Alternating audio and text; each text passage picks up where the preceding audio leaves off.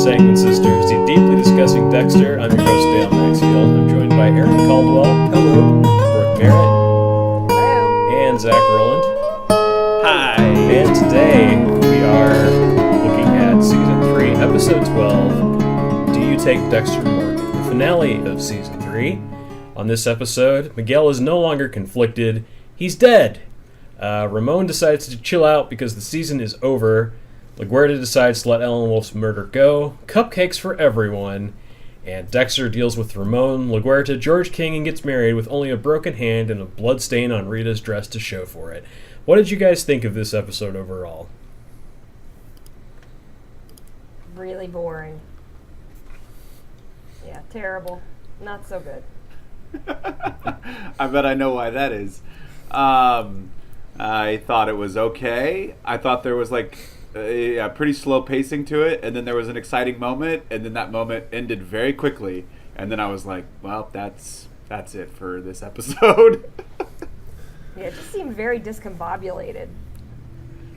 I felt very conflicted about this episode. I thought it was incredibly similar to last year, how we had this really awesome last penultimate episode, and then it just fell apart there at the end. I did think that Ramon was definitely the more interesting of the two brothers and would have been a better villain than Miguel, but too little too late. There's so much that we find out in this episode because people like stop and have conversations about things. And it's all in the service of tying up loose plot ends. But it's like, if we hadn't spent like 10 straight episodes just having the Miguel and Dexter show, some of these things could have been interesting beforehand and have been more cathartic in the way that they ended. But instead it's literally everything that's left over for Dexter to deal with, he deals with in this episode. And each of those plot threads gets about 10 minutes, and then the rest of it is just him running around doing wedding stuff, or them deciding what to do to end Deb's arc for the season, and end Rita's arc for the season, and then LaGuerta's arc for the season. And that's what I mean. Like it is all over the place, and you do get these sequences that are like, oh, Dexter's going to fight George King. Oh. Yeah, right? Yeah. You're like, it's such a waste of time. Like, Go ahead. I was just saying, I guess I did sort of feel like there was a little bit of development with the characters by the end of the episode, but I wouldn't say that's on the episode. I think that's on the season as a whole. But I mean, very, very little development. Like, I mean, with LaGuerta and Deb and certain other Masuka, you know. Well, you're yeah. Like, okay, well, we've left them a little more developed than we had before, but not necessarily enough to be like, what a great season. Yeah, I'm mostly talking about like Ramon, who's just been a rage monster for the whole season, and then like Dexter says like 3 words to him, and he's like, "You're right." That's almost exactly how it happens. At least he's not like his brother, where he's like, I don't know, am I or am I not, or I don't know. We should do the chin rub, and yeah. Yeah. So the episode opens on Miguel's dead body, yay, in a field, and a fading montage of a jogger finding it, the police arriving, and Miami Metro arriving on the scene. There is a super weird video effect going on with Miguel's eyes because they decided to keep them open. They're like digitally drawn in. They are so non-realistic looking. He looks like he has Beauty and the Beast animation eyes. Ramon rushes Dexter and seems threatening. Dexter plays dumb.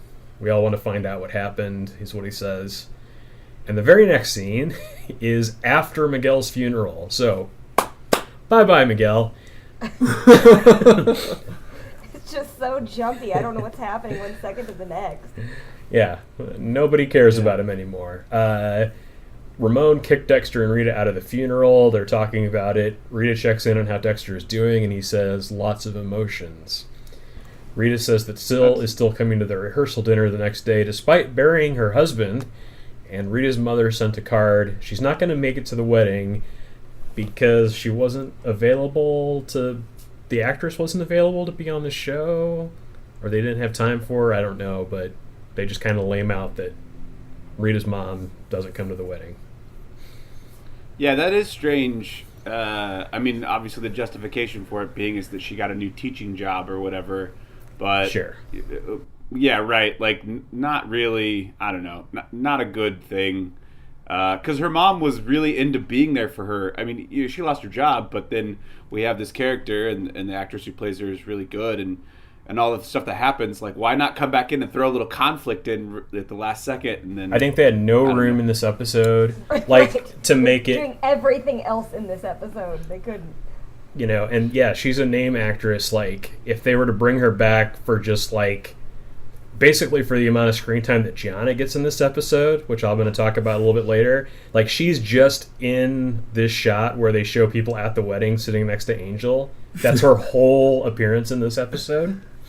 And that's all that Rita's mom could have been with all the other stuff they had to get done. She was credited as Angel's side piece. So. Angel doesn't have a main piece, so I don't know what you're talking about. Why you got to bring that up? Sad Tista. Sad Tista. She his main piece and his side piece now. I guess they're cheating. They're cheating with each other. They call him a different name or something. I don't know. Probably. Well, Barbara Gianna. But the mother's card is used to infuse one little piece of conflict, which is that she writes, "Let's hope the third one's a charm." And Dexter gets the idea that maybe this is Rita's third marriage and not her second. Dexter... But why did they need to add something like that in there when there's already so much to do? Why add this subplot that adds nothing at all? I think the resolution of it actually is pretty cool. I think the resolution of it's good. When he just... They didn't have time for it, though. I mean, like, yeah, they don't have time for it. Like, it gets, like... 3 or 4 lines of dialogue throughout the whole of the episode, but then I think Dexter's decision at the end about what to do about it, I think is it's an interesting one for him as a character. I do agree with that. It just seems so out of place when there's already so much overstuffed. Yeah. I mean, they it's the weird Dexter finale formula, which is everything interesting ended in the last episode, and now we've got all this, like, chore to do. Just stuff. Yeah. What was going on with Masuka again? Let's find something. I don't know. So, yeah. Dexter hasn't written his vows yet. He asks Rita for advice, and she mentions honesty. Dexter comes up with some hokey vow in his head, then interrupts himself out loud to say, "Sounds like I'm marrying a unicorn."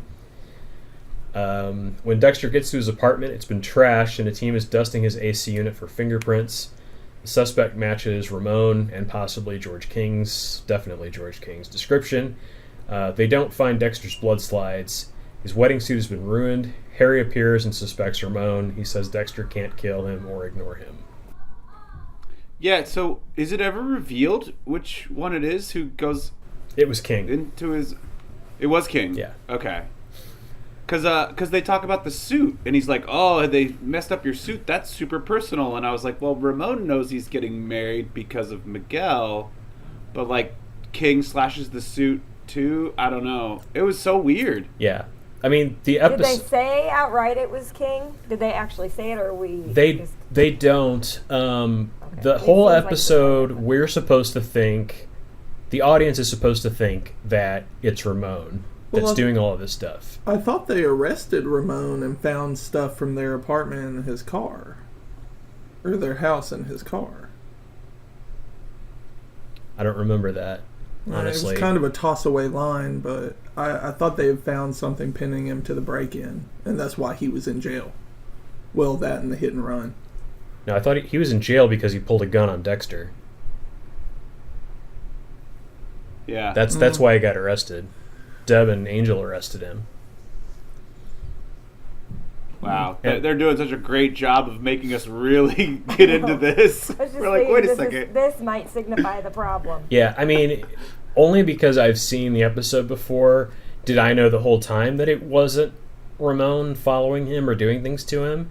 So I think that mostly it's like, I think that in reality, if you go back and watch it without thinking about without the doubt about who it could be, it's supposed to be written so that it looks like it's Ramon, but in reality, Ramon left the funeral, just got drunk, and then showed up at the rehearsal dinner and got himself arrested. And that's all Ramon did. Because in the hit and run, the car thing was actually King, because there's nobody in the car when we see the car. Except when you do. Yeah. It's like, I thought it was, for some reason, I thought it was Ramon that got caught at the hit and run, but it's at the hit and run scene where they say they found something from the break-in. So no, it's King driving the car, and I can tell you from 2 errors in the Blu-ray that I know for a fact that it's King in the car. There's one point where he's following, and they show the whole lower half of his face, and it's clearly King's beard and not Ramon's jaw.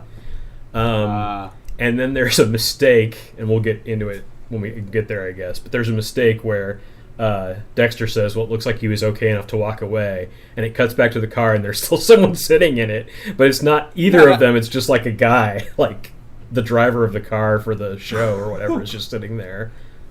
Yeah, that's what I thought was weird too. I was like, oh, there's not supposed to be someone there, and then I was like, it looks like there could be someone there. It was so It's just strange. like some white dude with glasses, sunglasses on. Yeah, and I was trying to rationalize that. Surely they didn't mess up that bad. Maybe he was just saying that to lie to the kids. But no, it's just really... They messed it up. Because the shot, I backed it up and watched it again, because right before he says that, there's no one in the car. They show it, and there's no one in the car. And as soon as he says it, it cuts back, and there's just, a crew member sitting in there for some reason. That's the shot that they used. Fantastic. So they edited it on a very, very dark screen and couldn't see what was going on. But Dexter goes to Ramon's house to tell him to back off, or he'll provide proof that Miguel killed Ellen Wolf.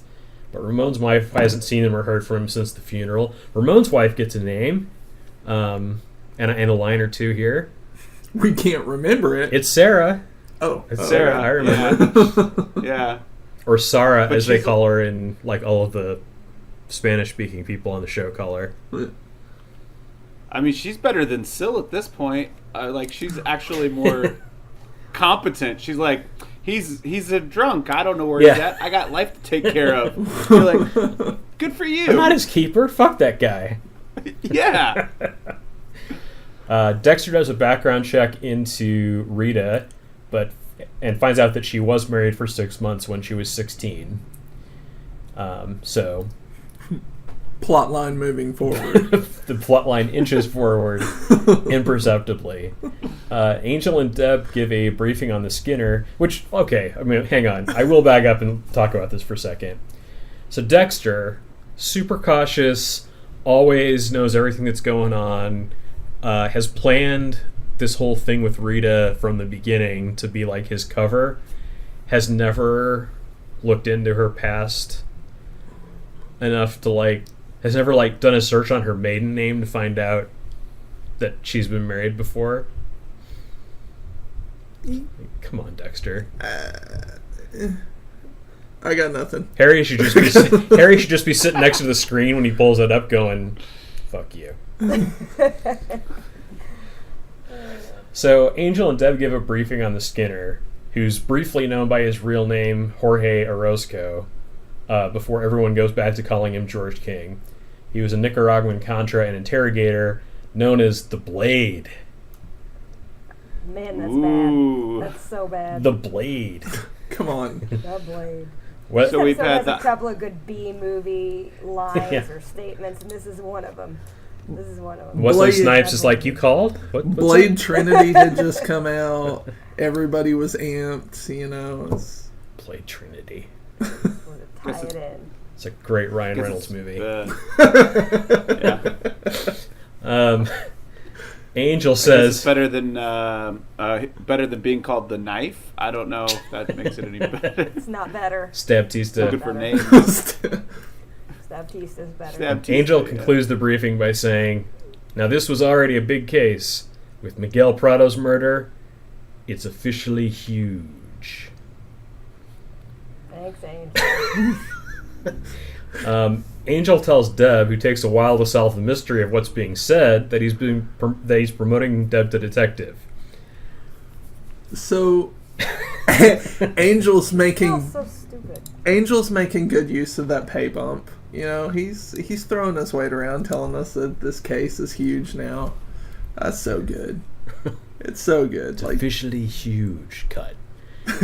End scene. Nomination for best line.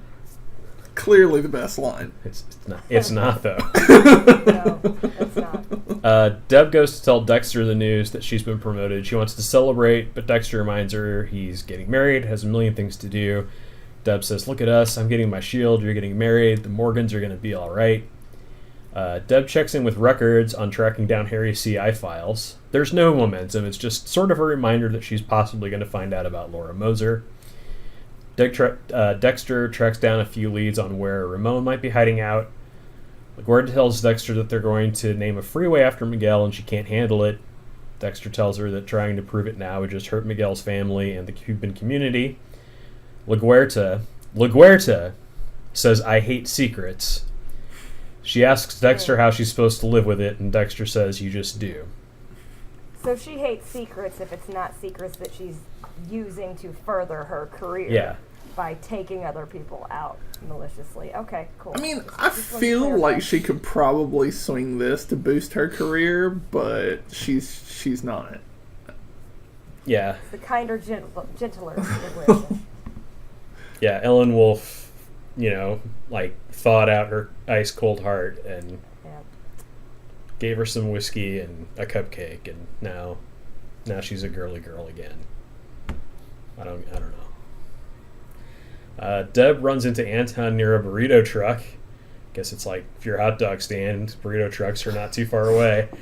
Yeah, well, because there's a metaphor there. Oh yeah, white guys are the hot dog stands, and Latin / African American guys are the burrito trucks. He was there looking for her, man. Like, where else are you gonna find? I mean, she services all kinds of trucks. Yeah, hot dog stands, burritos, whatever you got, man. She's on it. The long rolled shapes just keep getting bigger and bigger. Yeah. Pretty soon she's gonna be in a hero truck or like a big submarine sandwich. I don't know. Yeah. Poor Deb. It's not her fault that the show is so chauvinist. I mean, it's clearly the writers. So she tells Anton that she's getting promoted, and they speak simultaneously. She asks if he wants to grab coffee, and he says that he should probably go, and he leaves. So that's it for Anton for the season and the whole show. Dexter picks up Astor and Cody from some street corner. I don't know if it's supposed to be school. They don't really show anything. They're just standing on this random corner. Blue Ford is following him. Angel has found out that Deb was sleeping with Anton. He's going to tell LaGuardia that information and let her decide if Deb can still be promoted.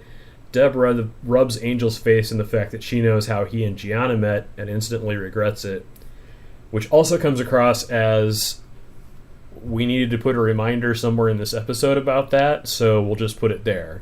It's like, hey, Deb knows this for plot conveniences. Also, Gianna's still part of the show. No, not really. No. Well, it seems like they would do more with that, though, because later in the episode, there's the scene where you just kind of see her in the background. She looks, and she's like waving, trying to do. Yeah, we'll talk about that. It ends.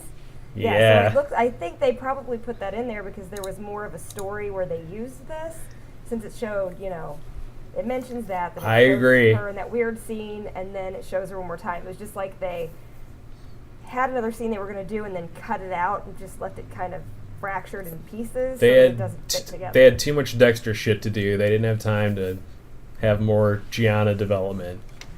More useless plot lines to cover. Yeah, because they're not gonna keep her either. So She's been so important to the show. I'm really disappointed. yeah. But anyway, Angel walks into LaGuardia's office and says, "I met Detective Gianna while seeking the comfort of prostitutes." And LaGuardia says, "Excuse me?" She also tells him to keep his skeletons in the closet, and he says he has one other thing to tell her regarding Deb. So he tells her about Deb and Anton.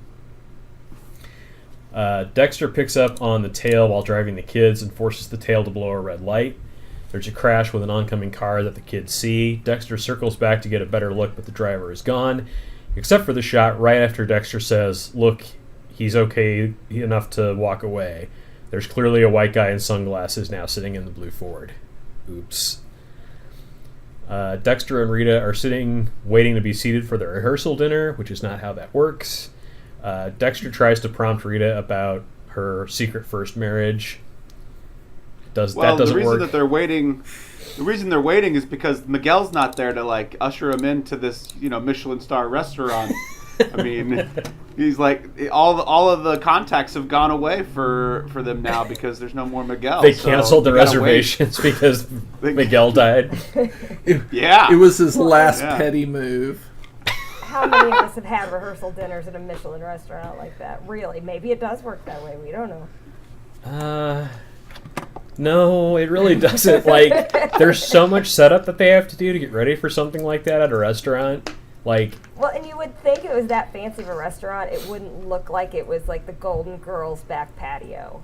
It did. Yeah. Yeah. It totally did. That waiting area was pretty sad. Furniture. Well, and a tiki bar. They all had really fancy appetizers that no one was eating. They were all just kind of lined up on the table in front of them, and the rest of the people that were there with with Dexter and Rita were just like random women, like 20-year-old women that didn't look like they were part of the rehearsal dinner. Like, Syl was the only person there that looked like she was part of the rehearsal dinner. Yeah, so very, none of the writers on Dexter have ever been to a wedding. A very unkempt Ramon stumbles in. He starts cursing at Dexter, who asks him to step outside, but Ramon pulls a gun and threatens to put a bullet into him. Angel and Deb are shown sneaking up behind Ramon. Deb pulls a gun on Ramon, and Angel twists his gun around. They bring him to the ground and cuff him. The next day, Deb is calling around about George King. Quinn walks by and says he heard that she took down Ramon Prado again. Deb gets a photo from the traffic camera and that picked up King just before he abandoned the car that was tailing Dexter, which is the first time the audience knows that it's King and not Ramon. This is one of only 3 small appearances from Quinn this whole episode. So, peace, Quinn. I mean, he's not gonna fall out like the rest of them, right? Like we get to keep the Quinn, right? We do keep Quinn. Oh, thank goodness.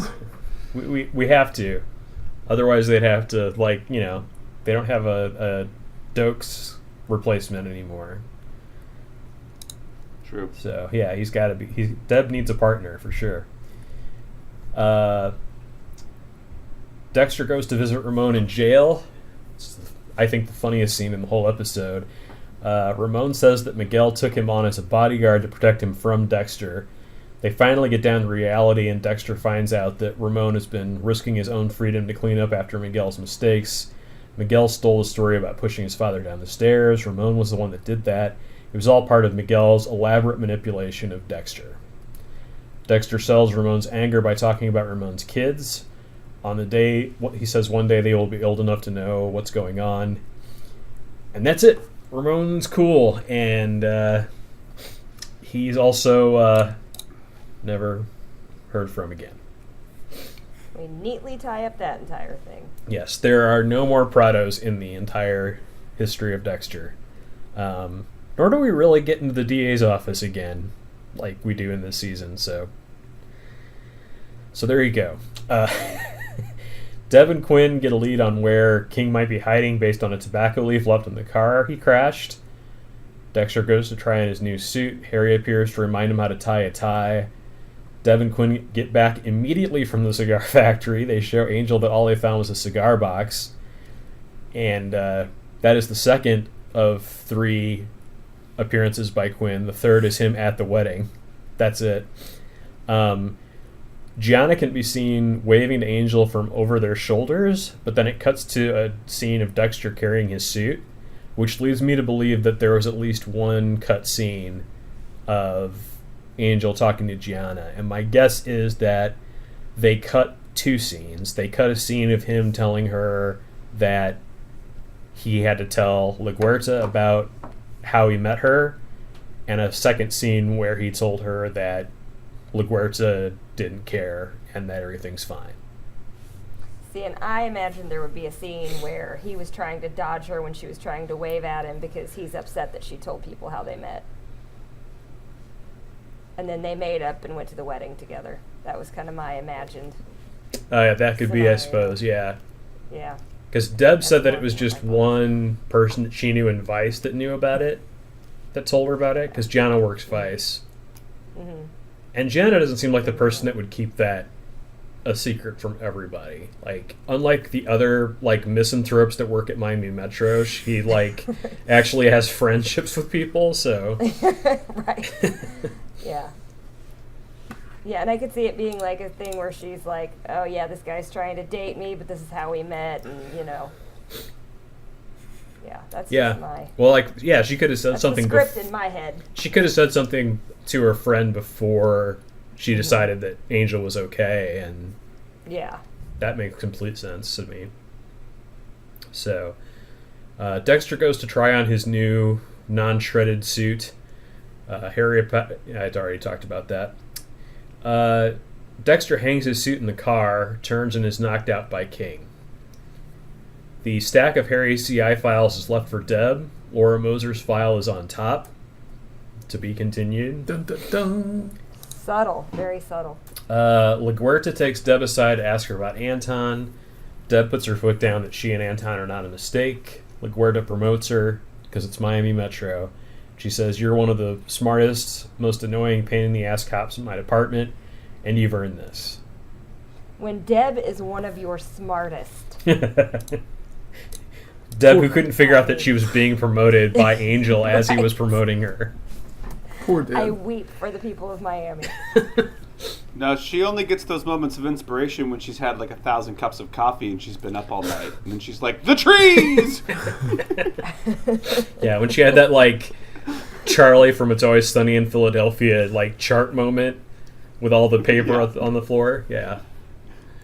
The tree trimmers. The fucking tree trimmers.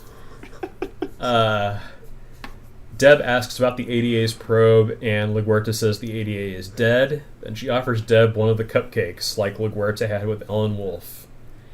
And Deb makes one of the funniest faces ever as she, like, goes to bite into the cupcake. There's, like, this nervous, like, I can't believe we're friends. I can't believe I made it out of this shit. I can't believe I'm getting promoted. I can't believe I got a cupcake. All at once.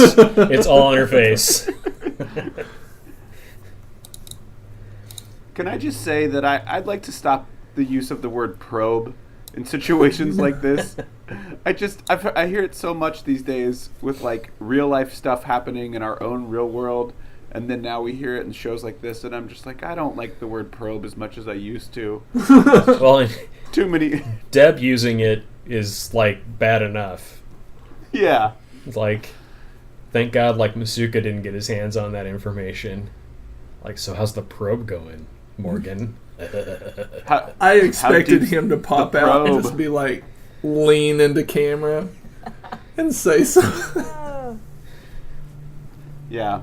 There's a lot of fodder there for Masuka. Yeah, he has so little going on in this episode, I didn't even write a note about him. The only thing he figures out is that they found a cigar leaf in the stolen Ford. It's like the whole of his story in this episode. Yeah, and he does that little, like, they, like, run away, and he's like, "Oh, thanks, Masuka. Yeah, you're welcome for helping me figure out the case." And you're like, Whatever, dude. You're used to it by now. He does that in every episode, pretty much. Masuka, still in the cast. Okay. Dexter wakes up tied down to a table. King is watching and whistling. Harry appears and tells Dexter that he feared Dexter would come to a violent end. Harry begins to cry and says that he hopes Dexter understands that Harry did the best he could. Dexter forgives Harry.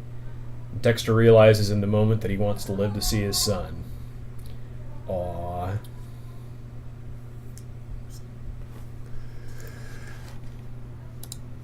Deb goes to visit Anton's apartment. She gave the case to someone else. Fuck you guys. Deb goes to visit Anton's apartment. She gave the case to someone else. She's chosen Anton over her job. Masuka calls her and says that they went to the wrong cigar factory, which is apparently where Dexter is. Dexter explains to King how he killed, dismembered, and disposed of Freebo. He tells King that King's just a killer himself, making excuses. He had to know that Freebo was dead and there was no money. Which is probably my favorite part of the episode, is just Dexter, like, freaking out King. And then Dexter says that Miguel used King to try and kill him. King goes to get his tools. Dexter flips the table and manages to break King's neck. Sirens. The police are converging on the location. Dexter drops King's body in front of a police car, and the officer runs the body over, obscuring the fact that he was already dead. Dexter jumps out a window. Deb walks around to see the body, and the officer who hit him says, "Jesus, I scraped his fucking skin off." Deb says, "Yeah, but what goes around comes around." Yeah! Oh my god. Another B-movie moment where I'm like, who wrote that? Who wrote that? She needs to put the sunglasses on, because it's CSI Miami now. So much happened in that scene so quickly. It was like Dexter's talking shit, Harry's crying, and then Dexter breaks his hand and murders a guy. It's the strangest, 5 seconds and then ever. throws him in front of a car. Yeah, I went from super excited about being like, this is really cool to see him in this position, to then the car thing and being like, this is so stupid. Why is this happening? It was the fastest emotional change for me maybe ever, other than Lila. It was such a quick fight too. You're like, it was stupid. This guy is military, just he's the Blade, man. You don't fuck with the Blade. And Dexter just snaps his neck. He ties him down to this little spindly table that Dexter can just use his own force laying on top of the table to just go like this and flip the table over. And then he gets out of the restraints by the time King walks back to him from 10 feet away. And then they have a 2-second fight and he snaps King's neck. It's like Nicaraguan Contra's my ass. Well, again, it goes back to last year. You have this whole expectation of how things are going to go down, and Dexter just stabs Lila and leaves. And that's it. Yeah. That's all we get. He didn't give King an epidural and talk to him first. That's true. I think this is worse. He didn't have time. Yeah, because they never made King into an interesting villain. He was who the real police were after, but the whole show has been about Dexter and Miguel becoming the bad guy that Dexter has to deal with, and George King is just small potatoes. The fact that he was able to sneak up on Dexter and knock him out,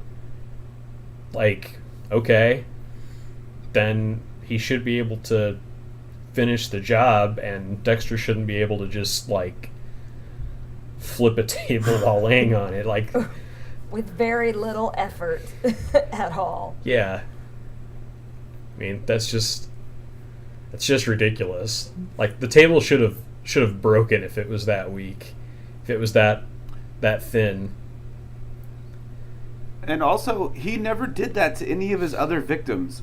All of his other victims were usually tied up in a chair and skinned in certain ways that was more conducive to being tied in a chair. Right. And now all of a sudden he's doing it the Dexter way because it so doesn't make any sense. It was all for that one line when he comes to and says, "Well, this is familiar."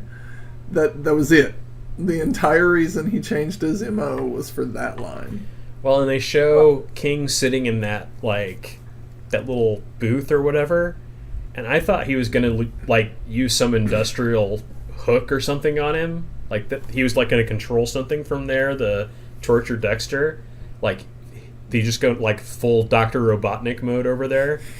But no, he's just sitting there to whistle. And then what should have so ridiculous. It's so bad. What should have and happened? It's like they framed the whole scene just so they could have somebody make a reference to skin coming off, which is why they threw him in front of the cop car, just so they could make a comment about him scraping his skin off. Well, and that cop cracked me up. Because they have that react. The first time you see him is that reaction shot of him hitting George King's body. And he's just like, ooh, no. And then he gets out, and he's looking at the thing, and he's like, he's not upset that he just killed someone because he thought he killed him. He's just like, I scraped some of his skin off. It's like, yeah, and also broke his neck and many of his other bones and extinguished a human life. And then they have Deb come over and say a David Caruso line. That was so bad. She should have put on some glasses. Yeah. It would have been so good. I would have never watched the show again, but it would have been so good. Just cross it over with CSI Miami and be done with it. So moving on, Syl tells Rita that Dexter has arrived. Rita is in her wedding dress. Syl says that he made a mistake and broke his hand. Dexter walks in and apologizes. Syl takes Astor away to let them talk. Dexter decides to let Rita keep the secret about her short marriage. And I did talk about this a little bit before, but I thought that was a good... that was a cool thing to include, that they introduced this whole extra marriage thing in there so that they could talk about the fact that Dexter has not been completely honest with Rita about who he is, and yet he's marrying her. And now it's not like it's the same. And I think Dexter even says something like, it's not like we're keeping equal secrets from each other, but if I want to keep my secrets, it's only fair that I let her keep hers. Yeah, I felt like this episode should have been titled "Everybody Keeps a Secret" by the end, because there's so many people that are doing these secrets, and yes, they're not of the same level or depth, but I think it's like now we know that everybody's got something. Like, we didn't know that Rita had anything before that. Yeah, we knew all of her skeletons. So now it's good that we have something else that makes her who she is. Everybody gets a secret for the finale. except for Cody, old Cody. Oh. Old Cody is currently wearing secret. So Deb shows up to help Dexter tie his tie, what with his broken hand. She also says, "Me in a dress, I feel like a transvestite." It's a joke that will continue to be funny for all time.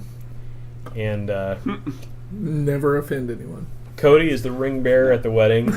Gianna is shown as Angel's date. I threw that note in there because that's the only time that she really, other than that weird cut where she's waving and they don't do anything with it, it's the only time she's shown in the show.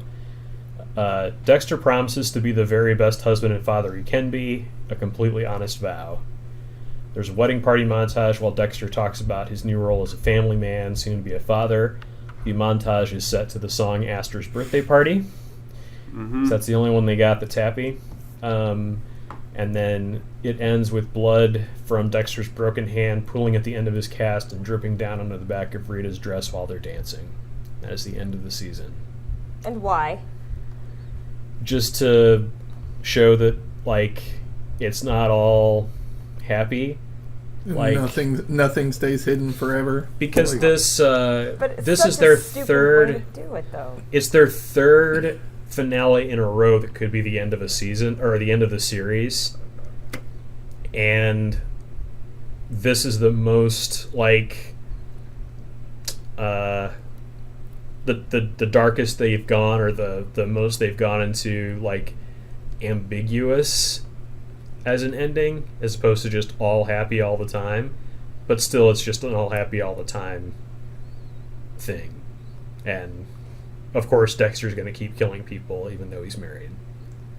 I just thought it was a cheesy way to do it. The blood dripping down onto the dress. Like, I get what they're saying, but I thought that was such a stupid way of making that point. But did you really expect better by this point? No, not at all. Not at all. It was right in line with what I expected. And did he even have any open wounds? I don't remember. Did he have anything open that it was pretty gnarly. His hand was pretty screwed up. Yeah.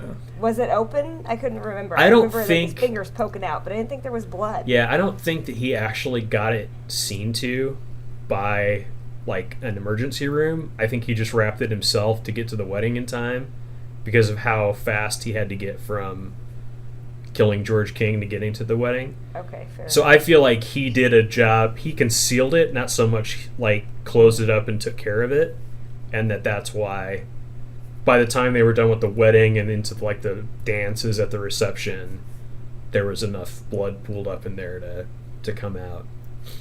Okay, fair enough. Because I was, of course, thinking, okay, did he even have any blood? I didn't remember open wounds, because, of course, that's where my mind's going to go. Like, a broken hand doesn't bleed unless it's open, but Right. they just did it for show. I get it, but Yeah. makes sense. Here's also what we got to think about. If it was Dexter, who taught him how to make a quick plaster of Paris cast like that? Because that thing was wonky. And then who was there to tailor his suit?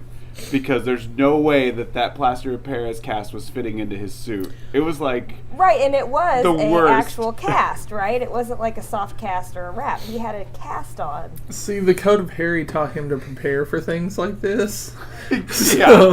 I think he made a paper mache cast and then wrapped it to look like a plaster of Paris cast because that's how Dexter does. I was kind of impressed with how he was barely reacting to the fact that he had just horribly shattered his hand. Like, that's fine. Yeah. This is fine. It's just my right hand. Yeah. Okay, so this episode was directed by Keith Gordon, who's directed lots and lots and lots of episodes of Dexter. The writer was Scott Buck, That unsurprisingly. explains it all. Yes. Yeah. No surprises there. He is the season 6 through 8 showrunner of Dexter. One of those is the worst season of Dexter, but we'll figure it out when we get there. And that just leaves the best line of the episode. I didn't think there were many good ones. Yeah, I had a hard time finding anything good, so I went with the unicorn. Like, it sounds like I'm marrying a unicorn. I'd probably have to go with what Dexter said about allowing Rita to keep her secret. It was actually pretty well put. I can't remember exactly what he says at this moment, though. Yeah. I went with when Deb is talking about how everyone they've interviewed talked about whatever, I don't even remember his name, George King. See, that's how much of an impact he made. Everybody was talking about how polite he was, and Quinn said, I hate polite killers. That's the best I've got. Not that great of a line, but I hate polite killers. What about the worst line of the episode? Jesus, I scraped his fucking skin off. Me in a dress, I feel like a transvestite. Yeah, I second that one. It's officially huge. Eh. That's Angel. And no, he wasn't talking to Gianna when he said that. How about performance of the episode? Yeah, it's tough. No one was in it besides Michael C. Hall, so... Yeah. I actually did like that last little bit between Michael C. Hall and James Remar. Yeah. So I'd probably have to give it to Harry. Yeah, I would say Harry, at least the use of him and the way that he came across was pretty good. By default, I guess that's who I'll go with, because I don't remember anybody else making any kind of an impact. As much as I did like the guy who said he scraped his skin off, I'm going to have to go with Harry as well on that one. Yeah. I kind of fell in love with Rita all over again in this episode. But I don't think it had anything to do with the episode at all. It was just... Because she's not really in it that much, right? No. Like she's in it towards the end, but there's a couple of other yeah. No, I like the conversation that they have after the funeral. That really bizarre, like, Miguel is dead on the ground, and then it's instantly them after his funeral. Like, they just skip all of that. I like that conversation, and that's about it. But that's the end of season 3. We'll get into the recap here. But yeah, we made it. Here it is. We've made it to the end of season 3.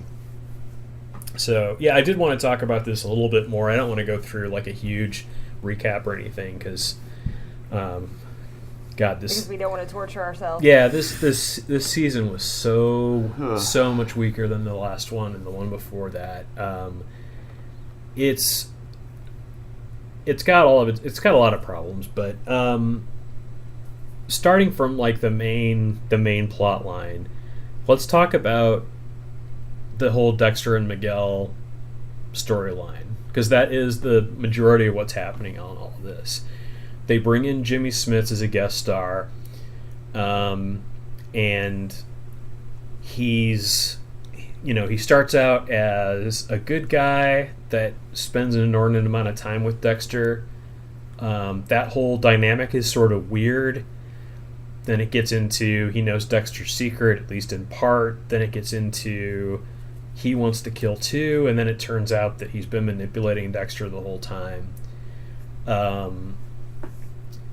This, because they're not dealing with, you could consider Rudy a special guest star from the first season for the way that he was treated, but they don't really reveal who Rudy is until the last 3 or 4 episodes.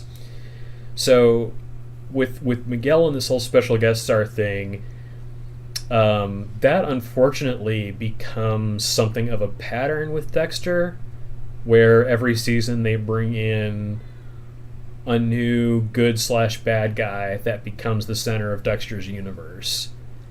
And I don't think that it's really for the best, but I think it's one of those things that they do because up until the final 2 seasons, they're always expecting that this might be the last one. So they always write the finales as series finales. Well, yeah. Go ahead, Aaron. I was going to say, this is the first time that they have a real known actor come into the show, and that's something that happens in shows. You know that they're going to play a major role, and it's typically not going to, if they're not going to stick around, obviously they're going to be the bad person. So you immediately assume that Jimmy Smith is going to become the bad guy, and you're just waiting the entire season for him to turn. No, I don't think that's true, because when you're watching the show for the first time and they bring Jimmy Smits on, they've already had Lundy, who was a positive character, and he was a fairly big name actor. He's not on the show anymore for no real plot-driven reasons.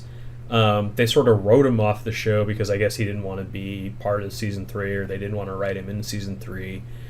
But I felt when I first, because I watched season 3 live, I think it was the last season. In fact, it was the last season that I watched week to week until season 7, I think, started, and then I ended up watching season 7 and 8 live again.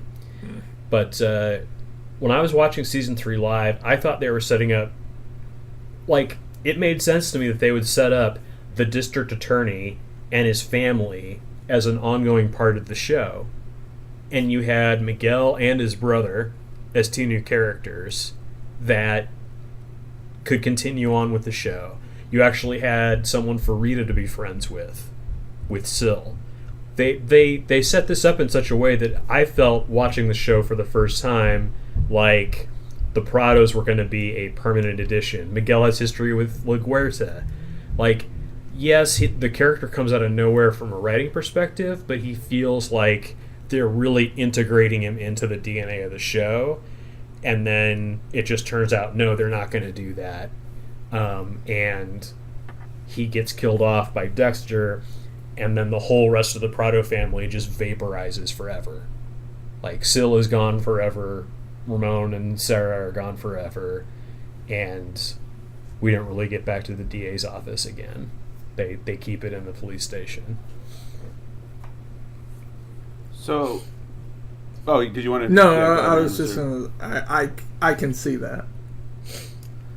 So, what my thought is with the end of the third season now, and having watched it for the first time at the end of season 3, I'd seen season 1 and season 2 previously, and then it all came back to me, and this is the first new season for me.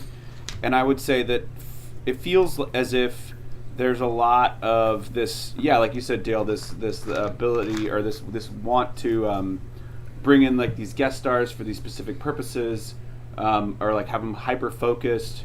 When I felt like the best thing about season 1 was that Dexter kept doing what Dexter does, and it doesn't seem like we get a lot of that, at all in this season. He kills maybe 2 other people. Yeah. At most. And in season 1, the very first episode, we see him, digging up the graves of those children and going after that choir teacher guy, or whoever the guy was, and it's so dedicated to his code. And I get that, they're driving the story, they're driving the plot, there's other characters, but I think what I loved so much about the first season was just that it was watching Dexter do what Dexter does, and now everything is super hyper focused. Even with the Bay Harbor Butcher stuff, it was really hyper focused, and now this season with the Skinner guy and Miguel, it's all super hyper focused on these characters as opposed to letting the Dexter character do what he does best. Yeah, and it's like blowing. It's really just blowing their wad so early that now I'm like, you could just go right back to that, and I think you'd have a great show. But now they're not, and it's starting to affect it. Yeah, I agree with that. I think that's the promise of season 1 and what it could have been and what the character could have been. It gets so squashed under this need to have a big bad. We have to have a big bad every season. We have to have this point A, point to point, Z. We have to have something based around a character we've brought in. And I get what you're saying, Dale, with it being like each season was treated almost like it was going to be the last one. It's very closed-ended. The first 6 seasons are like that. Yeah. Yeah. Well, and then the ones after that, how many are there? 8, 7? Yeah. I don't even know. The last 2, they knew they were doing. They signed on to do both. Should have been closed-ended. Yeah. By that point, it should have been over. But yeah, it really is kind of disappointing on rewatch because I remember liking the show so much that I don't think I saw quite these flaws so clearly, because I watched week to week, beginning from the very first airing to the very, very end. I watched every single episode, first run, and so I think when you're watching it that way, you don't catch these big things that are a letdown. I'm really rewatching it. I'm like, why? It's what happened to the promise of what Dexter should have been, rather than what it ended up being. At least, season 2, season 3, anyway. Yeah, it doesn't hold up to scrutiny. It doesn't hold up to the home video. If you're watching it week to week, then you're always sort of on Dexter's side, and the episode always kind of has a little bit of a promise to it, and then it doesn't quite always work out. But they always leave like a little bit of a cliffhanger to kind of keep you coming back. This season just had so much waiting for the storyline to get going, and then it just had a comically constricted ending. Like the third act of the season, the last 4 episodes or whatever, like, it's how much are we going to tell Miguel? How much is he going to know? Then he knows a lot. Then he knows a whole lot. And then the episode where Dexter finally lets him kill someone, he immediately goes out and kills Ellen Wolf. And we're off to the races. Like, we miss a whole chapter of their, talking about whether they should do that or not, working through that. Maybe Miguel killing someone that Dexter's like 75% okay with before he just completely goes off the rails. And then the resolution to why Miguel did that stuff and got away with that stuff was that he was playing Dexter the whole time, which again doesn't hold up to scrutiny, because then you think, why didn't he just kill her? Like, why didn't he just kill Ellen Wolf? And honestly, like, the section at the beginning of the episode where they do the, like, previously on, like, the little summary before the episode starts, the summary before this episode basically goes through all the major beats of the season, and they show, like, how off the rails his character is. He says at one point, we need to go after the root of the problem, which is these blood-sucking defense lawyers like Ellen Wolf, which is like, why is a defense attorney the problem? Like, and what attorney would think that way? Like, that doesn't make any sense to me either. Like, you're a district attorney, why would you think that it's the defense attorney's problem? Like, even if she's getting people off that you don't think should be getting off, like, that's you not doing your job well enough. That's not on her. It's not, I mean, that's criminals getting away with stuff because not only does Miami Metro suck, but Miami Metro's district attorney sucks. Right. True. Yeah, there was a lot that just didn't make sense. And the concept behind it, I really like the idea. Dexter gets a friend who in turn becomes a protege. It's a great idea. It's a great concept coming out. It could have been really well done, like you said, had they played it right and had they drug it out a little bit longer rather than just, shooting it right out of the gate. But it just didn't. They did not execute it well. It was just so poorly plotted this whole season. What could have been a really great concept and interesting and could have played more into Dexter and the things that are likable about the show. Instead, it just became the Prado show, and none of it made sense the way they did any of it. Yeah, I feel like there's 2 episodes missing and 2 episodes that we didn't need. 2 episodes of just treading water that we didn't need for this season. Yeah, absolutely. So, yeah, other than that, they really didn't do enough with the Prados to make it make any sense. Ramon is just a rage monster until the plot tells him not to be. Syl is just someone so that Rita doesn't have to talk to herself in some scenes. She really doesn't have a personality or a character to do much with it. And like in the last season, Dexter was close to being found out as the Bay Harbor Butcher, but he managed to pin it on Dokes by the last episode. This season, like, the worst thing that someone's going to find out is that maybe find out that he killed Freebo, or maybe find out that he and Miguel have secrets together, or a secret about killing Freebo. And it's like, well, who is he worried about then?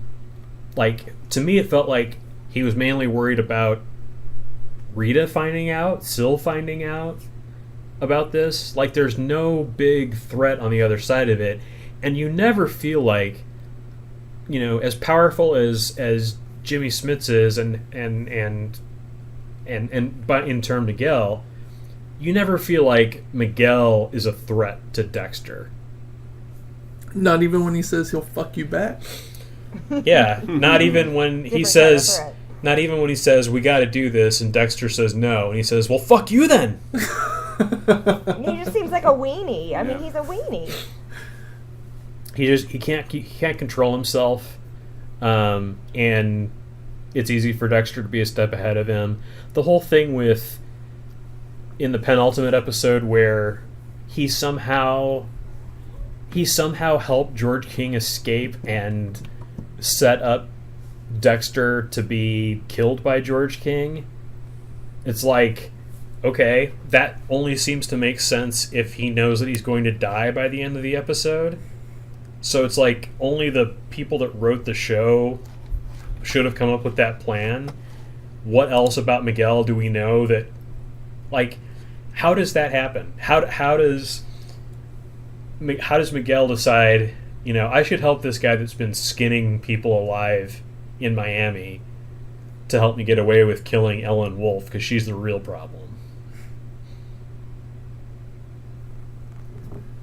No one has answers. Yeah. I don't know what to say. I was gonna say you have Scott Buck come in, and then Scott Buck writes his way around all these problems, and boy, Scott Buck, what a guy.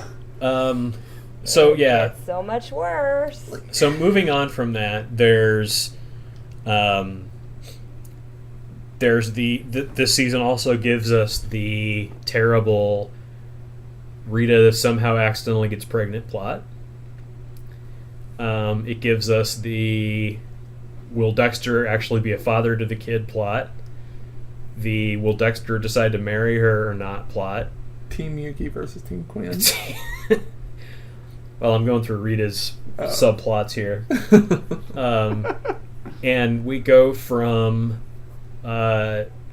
Dexter and Rita being in this sort of comfortable but also separate, insulated relationship to suddenly Rita's pregnant and suddenly Dexter's going to marry her. And Dexter being married with a kid on the way at the end of this season seems like a huge jump forward for season 3 of a series like this. Yeah, they did that way too soon. Like, yeah, it felt like it was rushed, or there was one of those things again where they didn't know if they were going to come back for another season, so they're like, let's put this thing in there and see how it plays. Or I mean, last season he broke up with Rita long enough to have that fling with Lila for like a half an episode, and now they're getting him married to Rita, and it's not literally a shotgun wedding because Rita's not putting any pressure on him to do anything about it, but that's how Dexter sees it, and that's how he makes his decision, is that he wants to be there for his kid and that he wants to be with Rita and the kids, but he's not taking into account, like, he's not listening to Harry at all, because Harry's like, you're fucking nuts, you're gonna have to live with these people and be you. How is that gonna work? You're not willing to give up your apartment. How's that going to work? And that becomes a huge problem next season because he's married to Rita and he has to still go out and kill.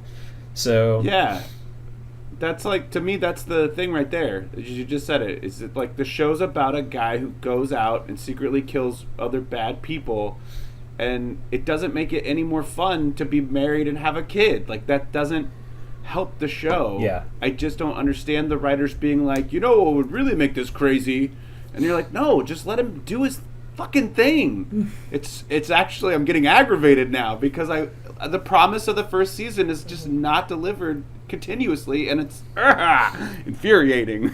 Every episode could have been him doing what he does, and it would have been more interesting than trying to put all these other subplots and we need this season-long story. I mean, it's just... And I am looking forward to the next season because I think season 4 is the one that I hold in high regard as my favorite.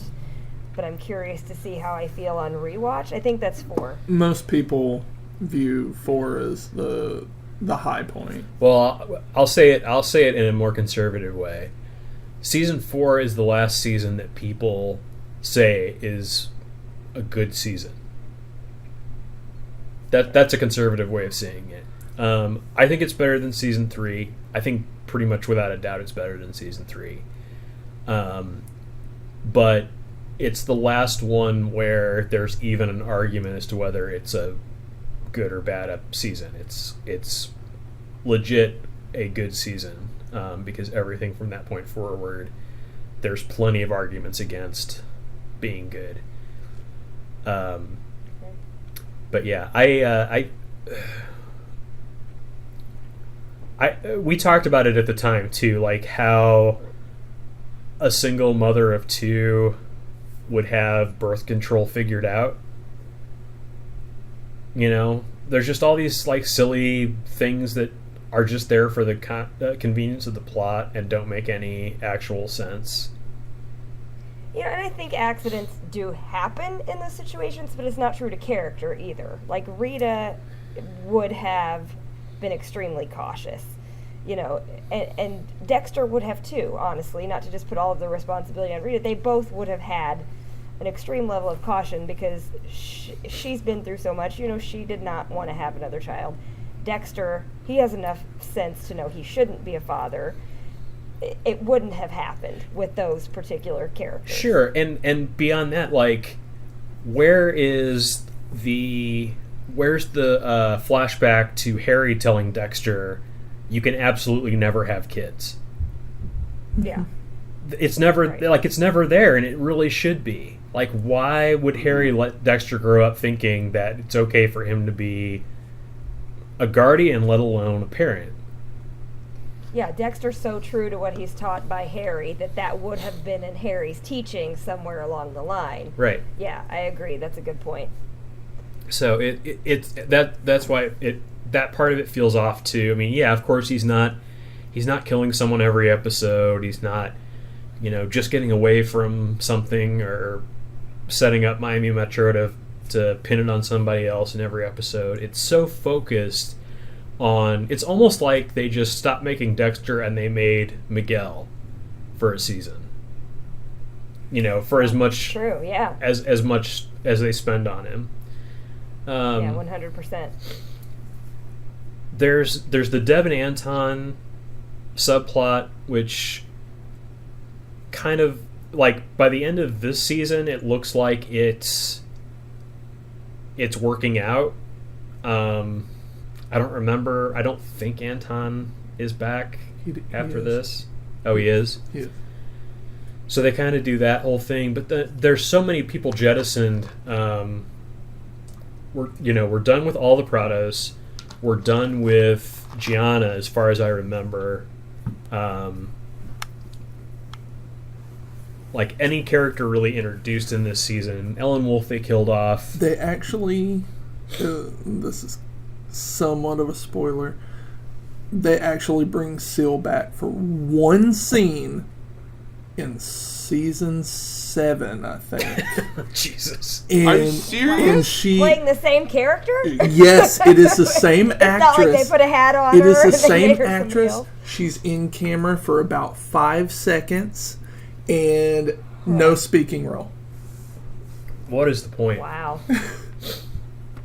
What is the Now point? I'm really That's like if they had brought Rita's mom back for this.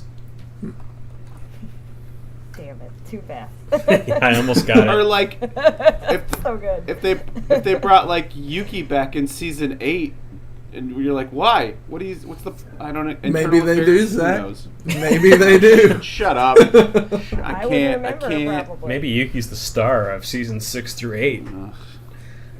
You don't know. Might have been a better show. It's true. I don't, and I'm already getting aggravated about it. All she does for the it's gonna get worse. all she Zach. does every It really episode is tell Deb that she can't trust Quinn.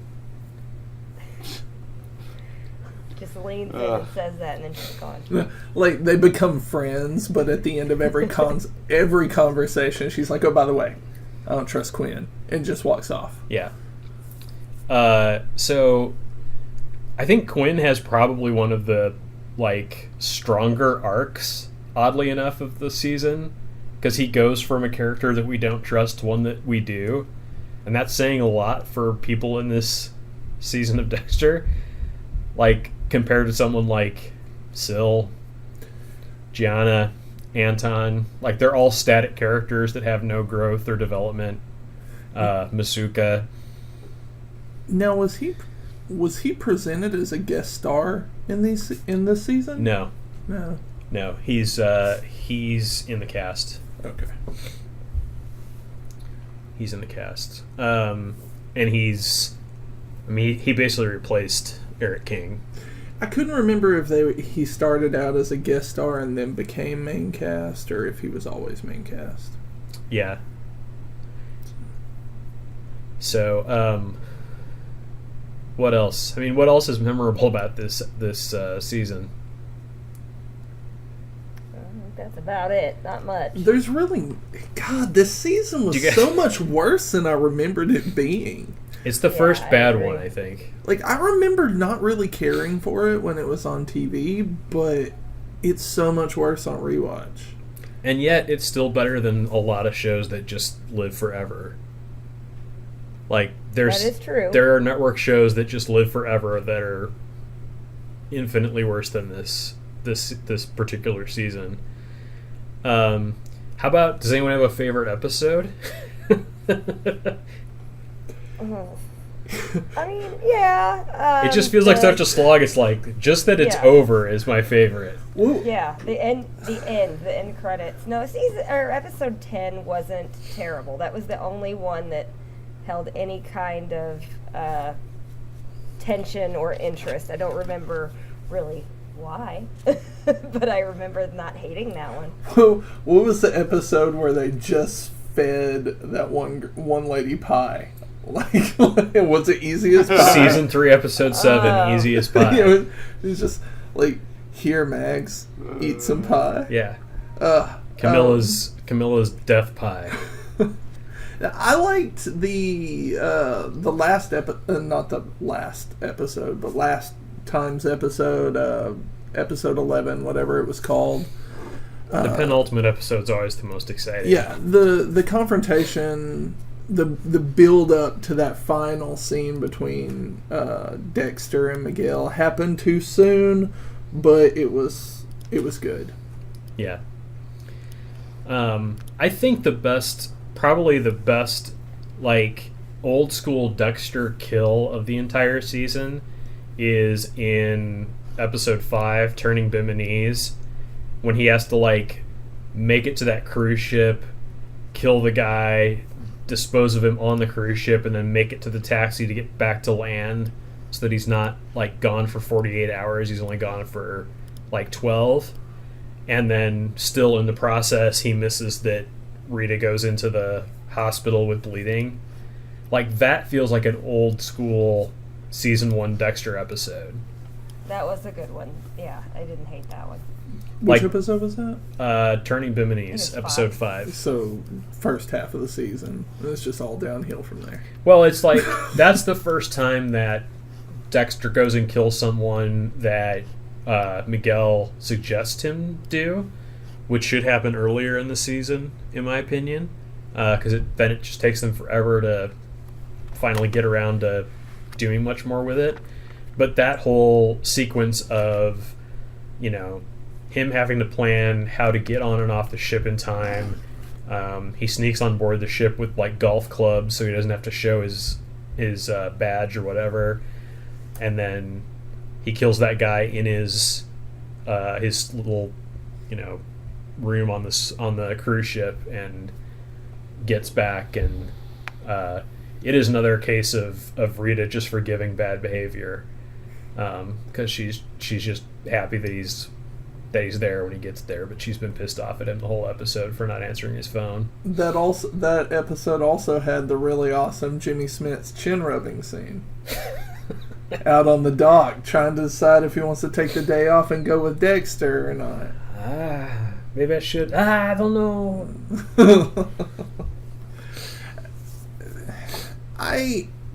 You can that's definitely true. tell something was off about this season. Like, I don't know if they just ordered this season and immediately put it into production before they had a time to, like, oh hell, you know, what do we do after season 2? Let's get a big name. Who do we got? Smiths. I think there's certainly elements that feel rushed. Most of the things that felt cliched about this season, I think, end up feeling rushed. The whole pregnancy plot line and marriage plot line, it's like they really didn't need to do that for Dexter and Rita to decide to get married. Yeah, I wonder. Let's like, where do you look to? Do you look to the writers' room, or do you look to the showrunners? Do you look to the producers? Well, I wonder if it's a thing where, I mean, the producers and the writers are who I look to the most for what's wrong with this season. It's certainly not the actors. Yeah. I feel like there's possibly things got screwed up that they had sort of a concept for this season, like a rough idea for it, and then they started looking to cast for Miguel's part. And when they got Jimmy Smits, they decided to overload that character. You know what I mean? Like if they had gotten someone a little bit less prestigious, that Miguel might have been more of an average character or a normal character. I get what you're saying. The same thing happened with CSI when they brought in Lawrence Fishburne. They were going to make him just a regular character, but then they were like, we've got Lawrence Fishburne, and they gave him everything. Yeah, it's a huge... I mean, it's a pretty common problem. Movies have that problem all the time where, you know, they've written a movie about main characters, and then they cast a villain who's more well-known than the main characters, and then they suddenly have to give the villain, like, 20 more minutes of screen time than they were planning on. So that might be part of it. But yeah, it's all really speculation. I don't think that the idea for the season on paper is a bad idea. I think there's decisions that were made that were not great, and I think there's some pretty significant pacing issues. Yeah. They feel like they really did utilize the money they were paying Smits. To be there, they squeezed every drop out of Jimmy Smits that they could. Yeah, which didn't necessarily make it any better of a show. I think in the long run, when they think they're going one direction with it, and then the fans are telling them, or the fans will tell them otherwise, and you know, well, it hurts to put that much development into a character and then kill them off. Mm-hmm. I think that's really the big thing. You know, if Miguel Prado was still alive going into the next season, I think it'd be more interesting. I wonder if this whole storyline came about from the first season, the idea behind Jeremy Downs' character. About a protege? About possibly being a protege and then them going bad. I think that might be true, but the difference between, like, Miguel, because they say that Miguel manipulated Dexter and this was, like, always his goal, it doesn't feel so much like a protege thing. It feels more like that's what Dexter was led to believe was happening rather than what was actually happening. And I think it would have been more interesting if Miguel had just been a normal guy with some anger issues that Dexter sort of molded into a Dexter helper.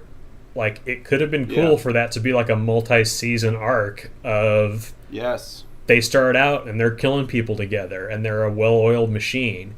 And then things start going wrong for him in the next season, and then they have a falling out massively, and then Miguel tries to kill somebody that Dexter doesn't agree about, and Dexter ends up having to kill him. That's a way more interesting plot line spread out like that. I would rather have seen something like that where you have that character intermittently dispersed throughout other seasons, being his inside man or being his guy that he goes to or whatever it is. Like having a protege, but also having just someone else on your team, even, or like starting to build a team Dexter. Like that is such a cooler concept to me than whatever the F happened to this whole he'd thing. be so superpowered, right? Dexter would be so superpowered because not only would he be able to manipulate the police evidence that he's already able to manipulate, but he'd also be able to, like, make decisions about whether or not warrants got sent out on things. So if he slipped up and left evidence somewhere, he could call Miguel and say, you know, there's just not enough information for this warrant, and they could help each other out like that. Yeah, exactly. We always write better seasons of this show. We're gonna do a reboot someday. But yeah, and the rest of the Miami Metro cast, I mean, I think LaGuerta probably gets it the worst with they don't have anything for her to do, and then at the last minute they decide that she and Wolf are friends so that somebody is sad that Wolf is dead.